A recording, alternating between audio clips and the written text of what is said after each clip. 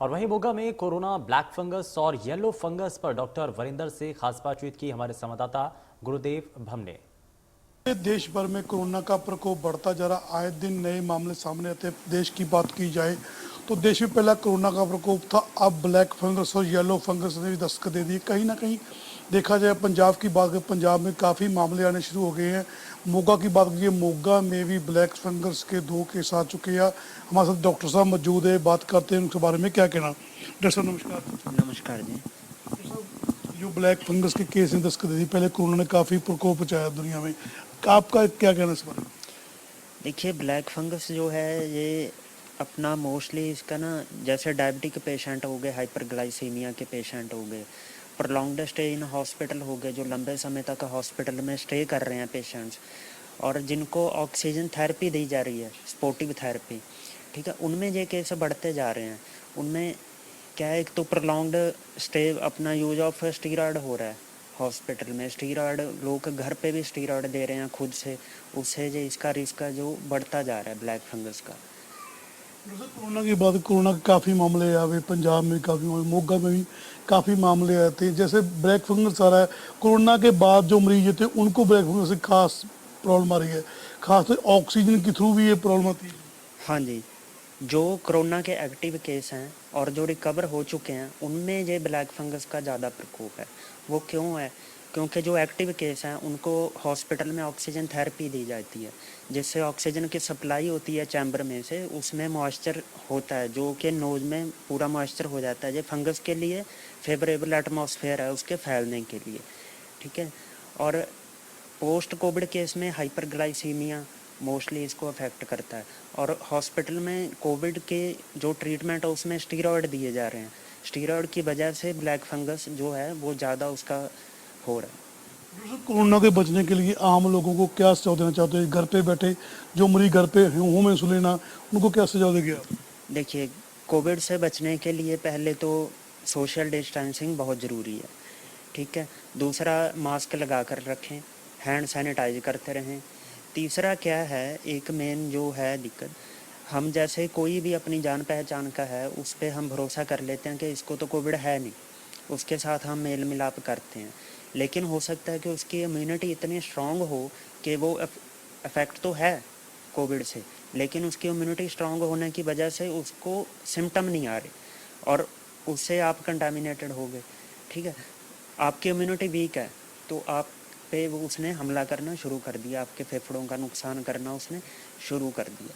तो कहने का मतलब ये है कि अपना ध्यान आप खुद रखें। हमें खुद को लॉकडाउन को बना के रखना पड़ेगा, खुद को समझना पड़ेगा। लेकिन दूसरी बात की जाए तो आम लोग, जैसे कि बच्चों में खास होते, ब्लैक फंगस के बाद एक और बीमारी है, बच्चों को काफ़ी नुकसान कर रही है। हाँ जी, उसमें ऐसे ही है, जो अभी सेकंड वेव आई है। फर्स्ट वेव में क्या था, जो मोस्टली एज्ड पर्सन थे वो उनको अफेक्ट कर रही थी, लेकिन सेकंड वेव में देखा गया है कि जो नौजवान हैं 22-23 साल के, 18 साल के, 14 साल के, उनको भी इसने अफेक्ट किया है। तो ये दोस्तों, इसके बचने के लिए आपको क्या उपाय है? जैसे घर पे होम आइसोलेशन लोग रहते हैं, खास तौर पर हॉस्पिटल में जगह नहीं है, जैसे बेड नहीं है, दूसरी बात सरकारों के पास मेडिसिन भी नहीं है। इससे बचने के लिए देखो, आप पहले अपना ध्यान आप खुद रखें, ठीक है। मास्क लगा कर रखें, सोशल डिस्टेंसिंग होगी, बाहर अगर आपको ज़रूरत है तभी निकलें, बिना ज़रूरत के बाहर जाने की कोई ज़रूरत नहीं है। और एक बात और, जब भी पैसे का लेन देन करते हैं तो मोस्टली हैंड सैनिटाइज अपने करते रहिए, और बाहर से आते हैं, बाहर से आते ही अपने क्लोथ्स वगैरह डिप कर दें, पहले अपना बाथ लें अच्छी तरह से, तो उसके बाद ही घर में एंटर हों और अपने बच्चों के साथ आप मेल मिलाप करें। जो ब्लैक फंगस, इसकी निशानियाँ क्या है? देखिए, ब्लैक फंगस की ना 4 स्टेजेस हैं, ठीक है। पहली 2 स्टेजेस आती हैं नेजल कैविटी में। फर्स्ट स्टेज आती है नेजल कैविटी में, इसमें क्या होता है, नाक का बहना स्टार्ट हो जाता है, लगातार नाक बहता रहता है। और सेकंड स्टेज में क्या होता है, जो नोज के आसपास के साइनस हैं सभी, उसको अफेक्ट करता है। उसमें क्या है, कंजेशन हो जाता है, कंजेशन तो नाक का जमना स्टार्ट हो जाता है, मतलब उसमें सांस लेने में दिक्कत आनी स्टार्ट हो जाती है। जो पहली 2 में कभी भी डायग्नोस नहीं होता ब्लैक फंगस का, कभी पता नहीं चलता, क्योंकि लोग इसको इग्नोर कर देते हैं। थर्ड स्टेज होती है आई की ऑर्बिट में, जब ये ऑर्बिट को अफेक्ट करता है। उसके सिम्टम क्या हैं? आँख में दर्द आना, आँख में सूजन आना, आँख का रंग रेडनेस आ जाना आँखों में, ठीक है। और उसके बाद क्या है मेन सिम्टम? आँखों में धुंधलापन आ जाता है और एक ही वस्तु हमें दो दो बार दिखती है, ठीक है। और फोर्थ स्टेज, लास्ट स्टेज क्या होती है? CNS, central nervous system. उसमें क्या है, ये अपने ब्रेन को अफेक्ट करना शुरू कर देती है। उसमें उसके सिम्टम क्या हैं? उसमें पेशेंट को कन्फ्यूजन रहेगी, वो कन्फ्यूज रहेगा हर टाइम, और उसका जो बात करने का तरीका है वो इरिलीवेंट हो जाता है। वो कुछ भी बात करेगा, जैसे उल्टी फुल्टी बात, कुछ भी, उसको पता नहीं चलता कि मैं बात क्या कर रहा हूँ। येलो फंगस ने विदेश में दस्तक दी, वो क्या चीज़ है? ये भी है तो देखो फंगस ही है, ब्लैक फंगस है, येलो फंगस, ठीक है। इसका जो ट्रीटमेंट है वो भी एंटी फंगल थेरेपी ही आप दे रहे हैं उसको। जैसे कि अपना बेसिक में स्टार्टिंग में जो है इवरमेक्टिन होगी, फ्लूकोनाजोल होगी, ये दे रहे हैं। लेकिन ब्लैक फंगस की जो लाइन ऑफ ट्रीटमेंट है वो एम्फोटेरिसिन B है इंजेक्शन। जैसे लास्ट सवाल, आम लोगों को क्या मैसेज देना चाहोगे आप?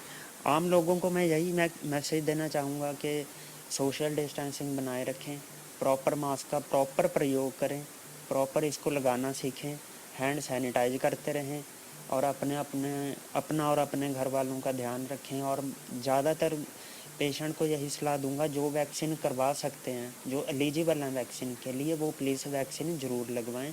उससे डिसीज़ की सीवियरिटी कम हो जाती है। बिल्कुल जी, ये थे डॉक्टर साहब जिनका यही कहना कि कोरोना जैसी महामारी के बचने के लिए हमें जो सरकार की दी गाइडलाइंस उसकी पालना करनी चाहिए। ब्लैक फंगस ने भी दस्तक दे दी, मोगा में भी दे दी, और येलो फंगस भी। उसके बचने के लिए हमें खुद को लॉकडाउन लगा के चलना होगा, मास्क पहनना होगा, सैनिटाइज करना होगा, सोशल डिस्टेंस होना बहुत जरूरी है, संपर्क में आम लोगों के मत आए। ये थे हमारे साथ डॉक्टर साहब ने भी यही कहना। कैमरामैन बब्बू वर्मा के साथ गुरदेव पम, इंडिया न्यूज पंजाब।